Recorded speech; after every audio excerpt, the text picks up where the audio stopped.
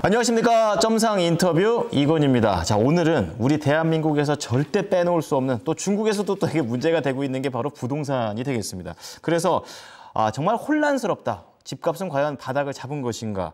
그러면 계속 올라갈 것인가에 대한 의문점들이 많으실 텐데, 이런 한국 부동산의 기회인지 위기인지 오늘 부동산의 실체에 대해서 객관적으로 한번 알아보도록 하겠습니다. 자, 오늘 함께해 주실 한문도 교수 자리해 주셨습니다. 교수님 안녕하십니까? 네, 안녕하세요. 시작은 상반기 부동산 시장에 대해서 교수님께서는 어떻게 좀 평가를 내리십니까? 상반기 부동산 시장은 정부의 연착륙이라는 명분 아래 그 정책 자금 대출 금리를 좀 저금리로 낮춰서 그리고 또 신생아론이 있지 않습니까? 신생아론 한 30조 가까이 되고 최초 생애에 대해서 LTV를 80% 늘렸어요. 그러니까 쉽게 말하면 마음만 먹으면 뭐 6억짜리 집이면, 아니 5억짜리 집이면 1억만 있으면 사인만 하면 일단 들어갈 수가 있죠. 금리가 중요하겠죠. 그렇죠. 금리가 중요한데 금리를 정책금리라고 해서 정부에서 저금리로 하는 제도를 좀 시행하고 있어요. 그 저금리가 만약에 보통 4에서 5, 6%인데 지금 2에서 3% 중반대 LTV 생애 최초를 많이 해요. 이것 때문에 금리 인하 이런 뭐 이슈도 있고 이런 걸 가지고 일반 그 젊은 층들, 상공사원분들이 머리 아프다, 전세 이사하기 힘들고 이러면서 요번에 약간 신생아론에서 부풀면서 서울에서 뭐 몇십 주 전세가 상승한다 이런 붐이 일면서 갑자기 이게 정상 가격이 아닌데 하면서 갑자기 따라붙는 분들. 근데 부담이 없잖아요. 금리가 낮으니까. 근데 그 2%짜리, 3%짜리는 시중금리랑 너무 차이 나잖아요. 근데 그거는 여러분들이 아실 게 우리가 내는 세금 있지 않습니까? 그 차액을 이자 차액 보전이라는 개정이 있어요. 2차 보전. 이게 원래 법적으로는 취약계층이나 산업계통해서 산업을 발전시키기 위해서 좀 도와주는 제도인데 이게 명분으로는 이제 젊은 층들 집을 구매하는 데 도움이 된다고 던져놨지만 사실 높은 집값인 것보다는 낮은 집값일 때 도와주는 게 낫잖아요. 약간 이게 젊은이한테 떠넘긴다라는 비판도 있지만 한면에는 그냥 표면상으로 보면 주택 마련에 도움이 된다라고 하면서 밀어붙이는 게 정부의 입장이다 보니까 젊은이들이나 제가 그 입장이라도 됐다, 이사 가는 건 너무 힘들고 그래 뭐 내려도 또 다음에 오르겠지 이러다 보니까 요번에 상황을 가지면서 비싼 줄 알지만 매입이 들어와 가지고 6월, 7월은 거의 뭐 7천 건 정도 될 것 같고요. 서울만. 그리고 지방은 그 정도는 안 됩니다. 그러니까 7천 건이라는 게 의미가 평균 거래량을 좀 넘은 거거든요. 평균 거래량을 지방과 수도권은 아직 못 넘었어요. 아직까지 살아나고 있는 건 아니네요. 지금 상황 자체가. 네, 고민들을 많이 하시는 거죠. 근데 서울은 상반기에 조금 불장 비슷하게 옮기고 있어서 이게 뭐 계속 추세가 이어질 것이다, 아니다 이렇게 하는데 일단 제가 볼 때는 약간의 추세 여력은 있지만 7천 건이라는 기준이 예전에 2009년 글로벌 금융위기 때 그때에 비하면 적습니다. 적기 때문에 차이점은 그때는 뭐 이렇게 투자 활성화 정책 수준 또 게다가 뭐 갭 투자도 지금 규제적으로 다 풀었기 때문에 투자 욕망이 있거나 갭 투기했던 양반들은 지금 다시 한번 들어가거든요. 그런 게 이제 같이 몰렸어요. 몰렸기 때문에 이게 제가 볼 땐 추석 기점? 저는 원래 한 6, 7월 봤는데 추석 기점으로는 이젠 너무 비싸다. 이건 너무 아닌 것 같다. 내려갈 수도 있겠다라고 마음들이 돌아서는 시기가 그때쯤이 될 것 같아요. 제가 볼 때. 그래서 상반기는 하여간 상승장이었다. 서울은. 단 지방과 광역시는 그렇지 못했다. 계속 하락에 뭐 가랑비에 옷 젖는다고요. 지금 7개월 내내 하락하고 있습니다. 다들. 하락하고 있고 가끔 뭐 전북이나 강원이 일시적으로 조금 올라긴 했는데 1년 내 지금 7월까지 보면은 거의 뭐 하락에서 벗어나지 못하고 있습니다. 서울 상승 때문에 좀 따라가려고 하지만 체력이 약합니다. 입주 물량이 많고. 그래서 서울 지방과 또 서울과 수도권하고 이렇게 차이가 있는데 수도권은 서울만큼 못 따라갔어요. 평균 거래량이 한 75% 정도밖에 안 왔습니다. 서울은 돌파를 했는데. 그러니까 그런 차이가 좀 있다는 걸 아시고 그게 이제 아시겠지만 지방 소멸 기사가 작년하고 올해 많이 떴잖아요. 그게 이제 또 붐을 일으켰습니다. 지방 소멸이 마치 뭐 확정적이듯이. 그런데 사실 아시겠지만 룩셈부르크 같은 나라는 인구가 100만이잖아요. 대한민국 부상황이 300만입니다. 그게 뭐 소멸이 어떻게 쉽게 되겠어요.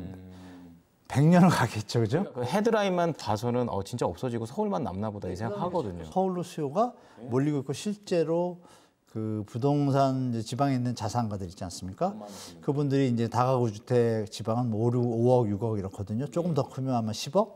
그럼 그걸 파시고 10억을 가지고 종잣돈으로 요새 이제 투자 환경이 활성화되어 있고 갭 투자가 되니까 그 상경하시는 분들도 좀 늘었어요. 동시에 모든 가능한 수요들이 몰려서 지금 서울이 이렇게 좀 불장을 이루고 있는데 그럼 이게 이제 추세성을 볼 때는 제가 볼 때 그렇다면 7천 건 찍었으니까 6월이 7천 건 넘었으니까요. 7월이 한 8천, 9천 가야 쭉쭉 가잖아요. 왜냐하면 3, 4, 5월이 4천, 4,500, 5천이 있단 말이에요. 근데 만약에 말씀드린 그 추석 요 전에 좀 기운이 가라앉는다. 그리고 여기서 또 드릴 말씀이 분명히 좀 가라앉으면요. 이 상승론자들이 이렇게 얘기를 합니다.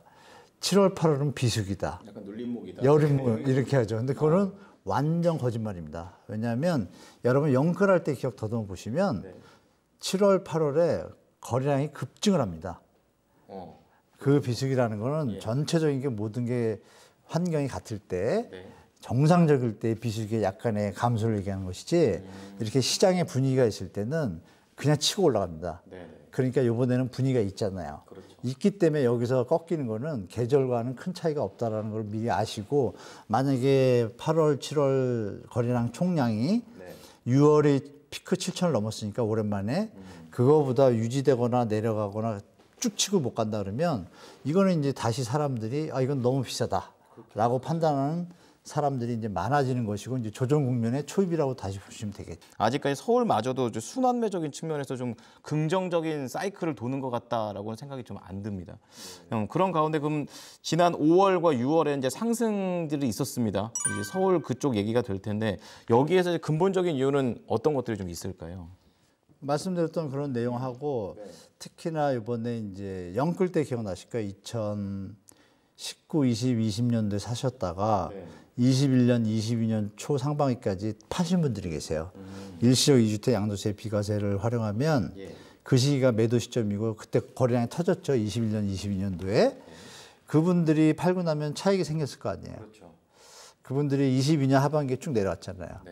내려오고 상방 2023년도는 그 주택 특례보험자료로 약간 오르는데 많이 못 올랐죠. 그러니까 그 돈은 있었을 거고. 그리고 일시적 2주택자니까 자기 집은 현재 있는 거죠. 그리고 24년이 됐단 말이에요. 일시적 2주택 양도세 비과세가요. 내가 집이 있는데 샀어요. 사고 나서 1년 뒤부터 사는 집이 있을 경우에 원래 집을 3년 안에 팔면 세금 하나도 안 내요. 이게 또 히든 카드인데요. 근데 이분들이 지금 요번 장에 어마어마하게 지금 갈아타기를 하고 계세요. 다시 또 튀어야 되잖아요. 3년 안에. 튀면은 다행인데 안 튈 경우는 어떻게 되죠? 영끌 때처럼 물리는 거죠.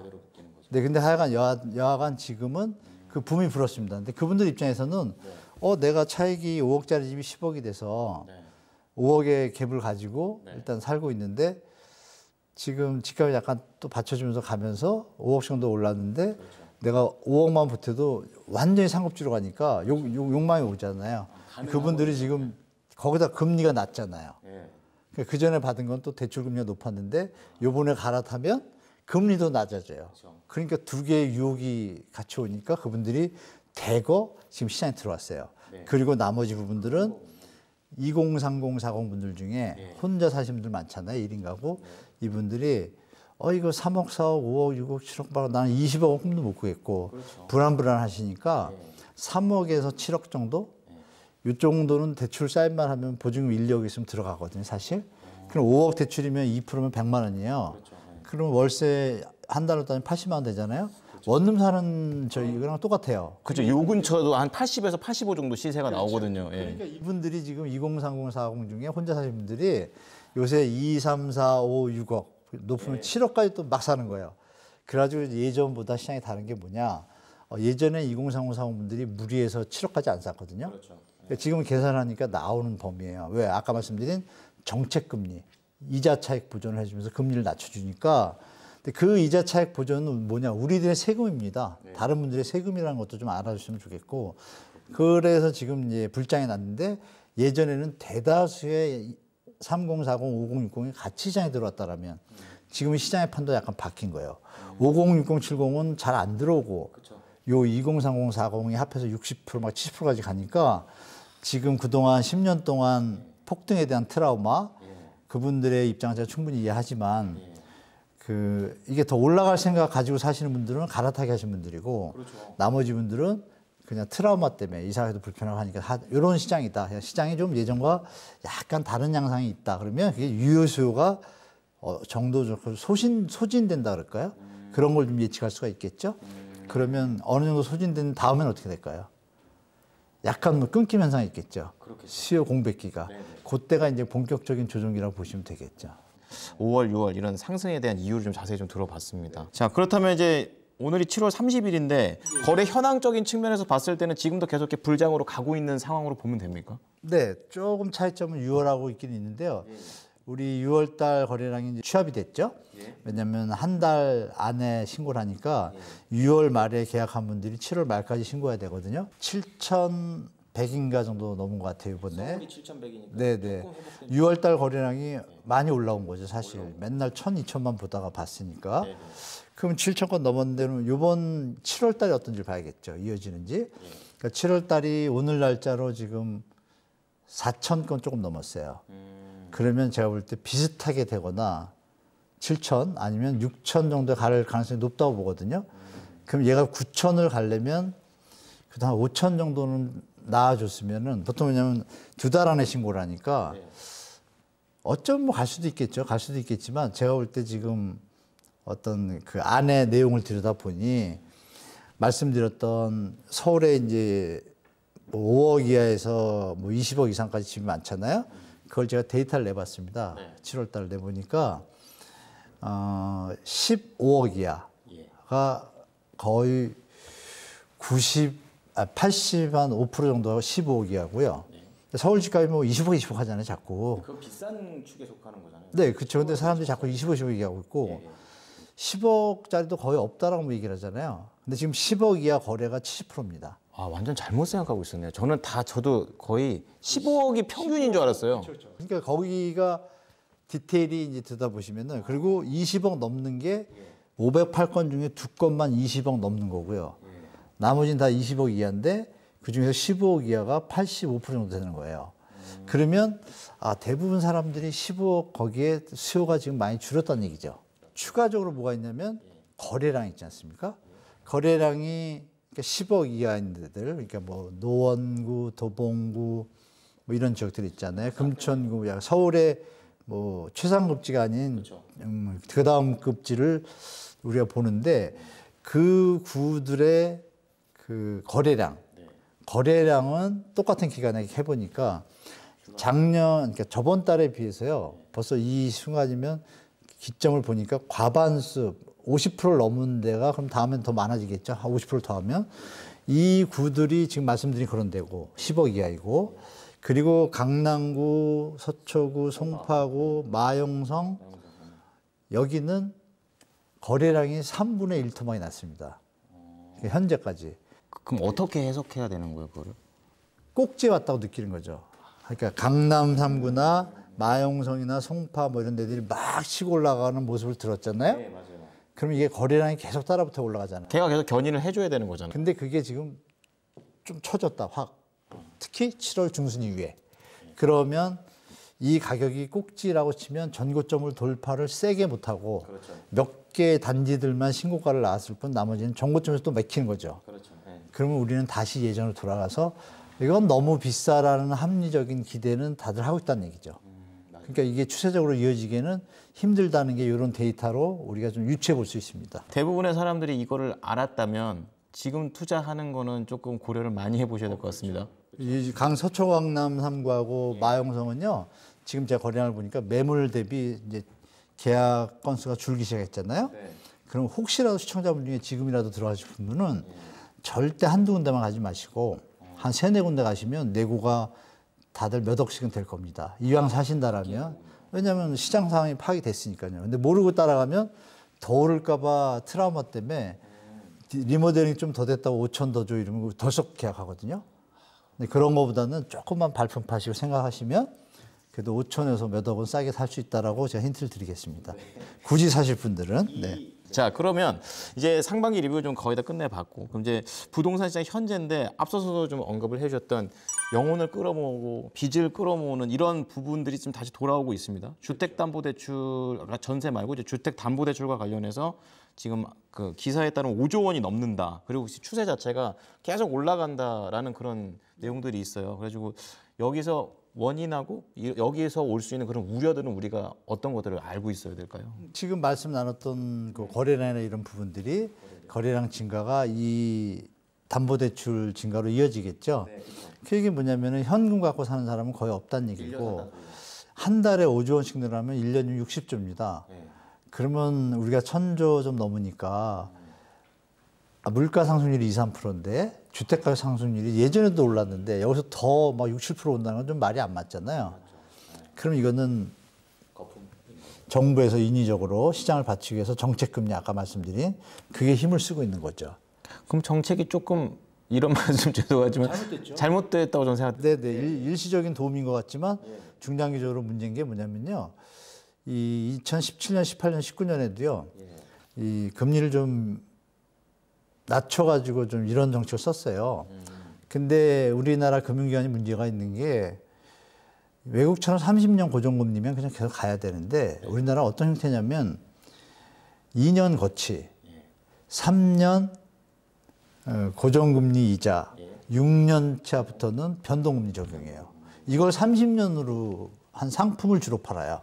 초반에는 혹하는 거예요. 예를 들면 최근에 제 아는 분이 그 나름 금융 지식인이고 TV도 많이 나오시는데 그분도 이제 애기들이랑 잘 사시다가 하도 오르니까 불안하셔가지고 은행을 가봤대요. 가봤더니 3.5%, 3.5%래 일단. 그러니까 그래서 그럼 어떻게 전세 8억에 사시는데 10억짜리 들어가야 된대요. 16억이나 7, 8억 받아야 되는데 그건 사인만 하면 돼요. 마음만 먹으면. 지금 환경이 그래요. 그러면 이제 내가 부담 능력이 있는지 봐야 되잖아요. 보니까 처음에 이제 부담되려고 그랬더니 은행에서 이렇게 설득을 하죠. 대출에서. 2년 동안은 거치예요. 그게 뭐냐 이자만 내는 거예요. 원금 안 내고. 그러니까 그럼 얼마 내는데 그랬더니 200이래요. 그러면 200은 내가 어떻게 감당하겠는데 생각을 했대요. 그래서 제가 다시 물어봤죠. 그러면 3년부터는요? 그때는 300 한 10만 원, 어머, 갑자기 올라가잖아요. 그러니까, 그럼 어떻게, 박사님 생활은, 그럼 완전히 좀 쬐긴 쬐죠. 근데 왜 자꾸 살라고 무리를 하세요? 이러니까. 근본적인 질문이네요. 네. 일단 이자 200이니까 자꾸 오르고 불안하니까. 그리고 전세, 아기가 둘이시니까 전세 이사하고 이런 게 사실 스트레스 많이 받는다. 그래서 제가 이제 그 다음은 어떻게 되냐. 그럼 6년 차부터 천만다행인데 혹시라도 금리가 뭐 리스크가 와가지고 올라가면 우리 예전에 2022년도에 막 날렸잖아요, 경매. 그건 고통이에요, 진짜. 어마어마한. 근데 그 고통이랑 현재 전세와 이사 가는 고통을 냉정하게 판단하셔라. 그랬더니, 깊이 다시 한번 마음을 가라앉히시더라고요. 그런 부분이 있다는 걸 참고하시면 좋을 것 같습니다. 공급이 부족하기 때문에 더 이제 공급을 더 해야 한다, 있는지 확정된 곳에서도 뭔가 한 칸이라도 만들려고 하는 그런 움직임들이 있어요. 근데 이것과 관련해서 속지 말라고 얘기하셨잖아요. 네. 그래가지고 이거 지금 현재 상황 어떻게 봐야 됩니까? 2008년도 글로벌 금융위기가 터졌습니다. 네, 맞아요. 터져가지고 정부에서 2009년 2월 4일 날 대책을 발표합니다. 똑같습니다. 요번에 13 대책하고 2023년도 작년 거. 대책의 90%가 똑같아요. 그러니까 거래량이 서울이 요번에 7천이라고 했잖아요. 그 당시에는 9천 건으로 튑니다. 1,000까지 내려갔던 게. 그 정책발로 이게 네, 저금리나 이런 걸 이용하시는 분들이. 그리고 2011년도에 저축은행 부도 사태가 터지면서 지금 부동산 PF 문제랑 비슷한 거죠. 그렇죠. 그때도 그러니까. 그러면 만약에 올해나 내년에 지금 최선을 다하고 있지만 부동산 PF가 문제가 되면 이게 거품이 없거나 다 느끼잖아요. 그렇죠. 그러면 이제 그때랑 만약에 똑같은 어떤 역사는 되풀이된다고 한다라는 시나리오를 하나를 보면 근데 그때 2009년도에 어떤 일이 벌어졌냐면 8년도에 글로벌 금융위기가 터지니까 9년도에 건설회사들이 힘드니까 분양이 안 되고 그러니까 똑같은 상황으로 했습니다. 그래서 공급이 확 줍니다. 줄어가지고 3년 뒤 2011년, 12년에 폭등 온다라는 기사가 2009년 말부터 10년 초에 도배를 합니다. 똑같습니다, 지금하고. 그래서 그때 지금처럼 분양이나 이런 규제를 다 풀어가지고 또 투자한 분들이 많았어요. 그리고 결과를 말씀드릴게요. 2011년, 12년, 13년에요. 연속해서 서울 수도권에 입주를 많이 하잖아요. 서울 수도권의 마이너스 P가 30에서 40%였습니다. 현장 입주하는 임평년들이. 그래서 그게 13년, 14년까지 시장을 죽입니다. 그래서 박근혜 정부가 15년도부터 다시 이제 빚내서 집사를 시작한 거예요. 그러면 지금 공급량이 부족하다고 하는데 지금 공급량이 부족한 게 문제가 아니라 내년 후년에 입주하는 물량이 지금 입주율이라는 거 있잖아요. 서울도 지금 80% 70%밖에 안 됩니다. 20%가 원래 있던 집을 못 팔고 못 들어가고 있거나 여러 가지 문제가 아직도 있어요. 기사가 안 나와요. 예전하고 다른 점은 요즘 언론이 예전보다 좀 더 뭐 좋게 됐는지 모르지만 기사를 잘 안 내요. 그러니까 이제 판단들을 잘 못 하시는데 그래서 그때 박근혜 정부가 2, 3년 동안 고생을 하고 미입주에다가 분양가 내려가고 막 이러니까 마이너스 P 터지고 이러니까 이거 더 내려가다가 좀 힘들다 싶어서 다시 썼죠. 그래서 그걸 되돌아보시면 요번에 불장은 너무 좋았기 때문에 지방 같은 경우에는 2019년, 20년 이때 분양 엄청 했습니다. 하다가 22년에 딱 렉 걸리니까 사업지들이 지금 하던 게 스톱이 됐잖아요. 그것들이 결국은 다시 다 지어질 거 아니에요. 어떤 형태로든 팔리든 뭐하든. 그거랑 연결을 해서 보셔야지. 그래서 그런 걸 종합적으로 보시면 더 중요한 건 이제 만약에 2, 3년 뒤에 우리가 소득이 많이 막 수출이 좋아져서 돈이 많아졌어요. 유동성이 많아지고. 이러면 오를 수 있겠죠. 그런데 만약에 지금 부채들 많이 지다 보니까 아시는 바와 같이 산업활동 동향지수에서 소매가 줄기 시작하잖아요. 소매 이 양이 안 느는 게 이렇게 힘들 경우가 거의 몇십 년에 처음이거든요. 국가 전체를 볼 때도 내가 빚을 많이 내면 들쓰게 되잖아요. 그게 지금 내수시장으로 들어왔잖아요. 이게 연관성이 있기 때문에 소득이 늘 확률이 더 줄잖아요. 자영업자분들은. 그럼 그것이 다 연결되지 않습니까? 그러면 과연 유동성이 살아나서 그래서 지금 뉴스 이번에 못 나왔죠? 다시 띄우려고 토지보상금 3기 신도시 풀린다. 이런 뉴스를 띄워요. 돈이 모자라다는 걸 이미 점점 바닥이 나고 있으니까. 그러면 과연 공급 부족이 문제가 아니라 기존에 이번에 막 샀던 분들이 두 가지 시나리오잖아요. 집값이 계속 오르는 거, 내려가면은 뭐 멘붕도 오겠지만 금리 문제도 있잖아요. 그러면 결정적으로 요새 막 산 분들은 2024년이니까 2026, 7년 정도는 그렇다 치고 이때 만약에 집값이 안 좋으면 못 팔잖아요. 네, 맞아요. 그럼 2029년 순간적으로 어느 정도 순간 딱 됐는데 그때 막 정리가 되고 물건들이 나오면 어떻게 돼요? 그러니까 요번에 제가 볼 때 이 엄청난 대한민국 부동산 역사에서 정말 변곡점이 변동성이 많은 때예요. 여하튼 이래서 제가 볼 때는 지금 이런 추세가 계속 이어질지에 대해서 의문을 갖는 우리뿐이 아니라 해외에서 어마어마한 보도들이 쏟아지고 있습니다. 근데 저는 다 보고 있는데 환율이 지금 1380원에서 계속 돌잖아요. 그거 어마어마하게 나중에 부담될 겁니다. 예.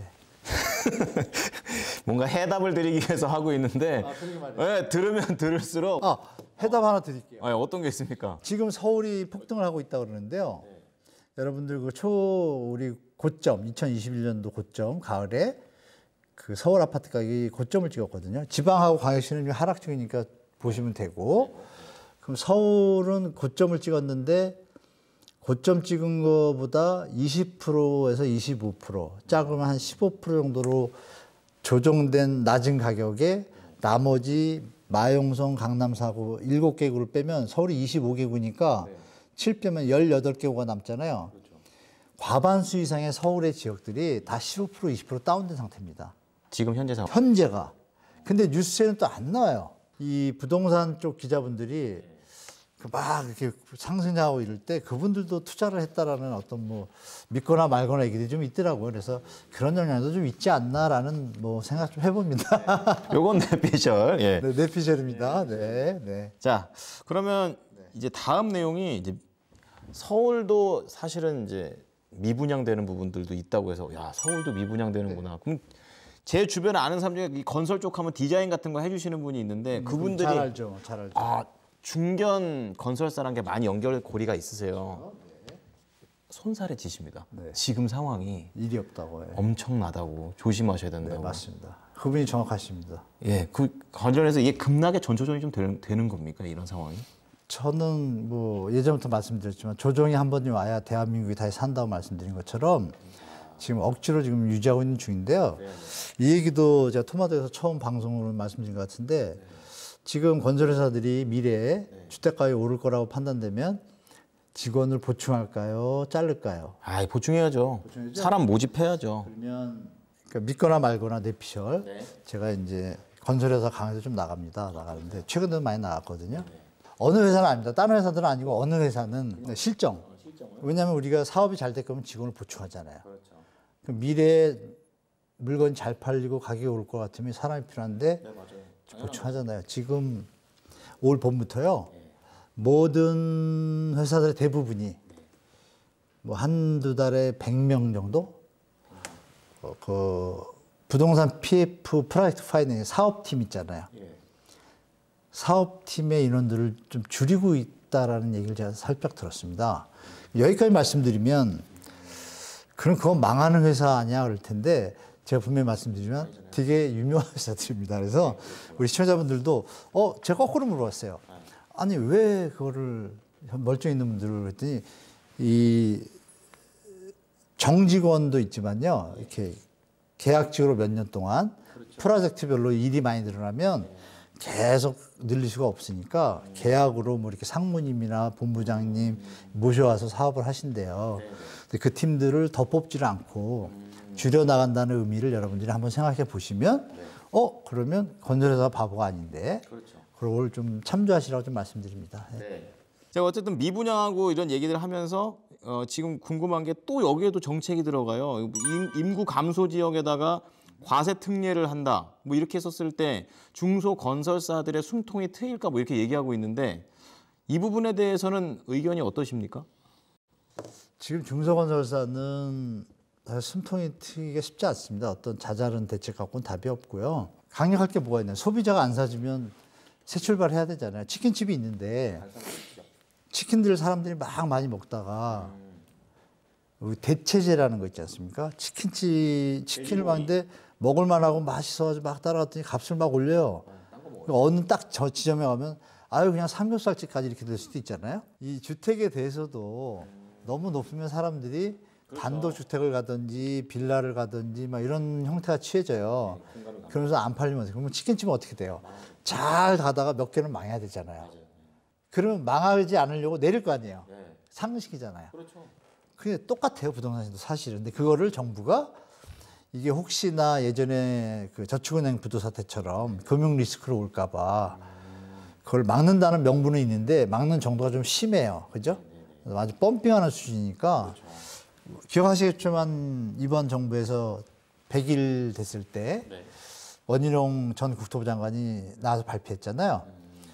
이렇게 정책을 어마어마하게 하니까 그때 난리 났어요. 이게 뭐냐 투기 정책이냐 그러니까 투기 조짐이 보일 때는 규제를 들어가겠다라고 발표를 했어요. 그럼 우리 여러분들이 아시게 정부는 가격이 너무 내려가는 것도 방치 안 하려고 떠받치려고 하고 오르는 것도 막겠다는 의지를 던졌는데 과연 막을까요? 그거는 아직 모르잖아요. 근데 지금 스피킹이 나오고 있어요. 스피킹 표현들이 F4가 이제 경제수장부잖아요. 기획재정부 장관부터 해가지고 하는 기획재정이 뭐라 그래요? 갑자기 공급 늘리겠다를 기재부 장관이 얘기를 해요. 그러니까 이쪽 네 분들이 공통점이 한 달 안에 텀을 두고 일주일마다 하는 총재, 금융위원장, 금감원장이 뭐 DSR을 뭐 하겠다 이런 얘기를 하고 최상목이 거기에 잠시 근데 두 달 동안 DSR을 연기하겠다. 펌핑은 유지하는데 미래에는 낮추겠다는 걸 동시에 얘기한 거예요. 그럼 우리가 이걸 잘 판단해야겠죠. 그러면 이게 정말 대국민 사기가 아니라면 조금 더 올라가는 거 두고 그 다음부터 건설회사들이 분양하는 걸 좀 도와주는 형태로 받쳐주면서 더 올라가는 거는 국가 부채에 부담이 되니까 그때부터는 이제 대출을 좀 줄이겠다 이런 패턴이니까 그걸 감안하시면 좀 좋을 것 같아요.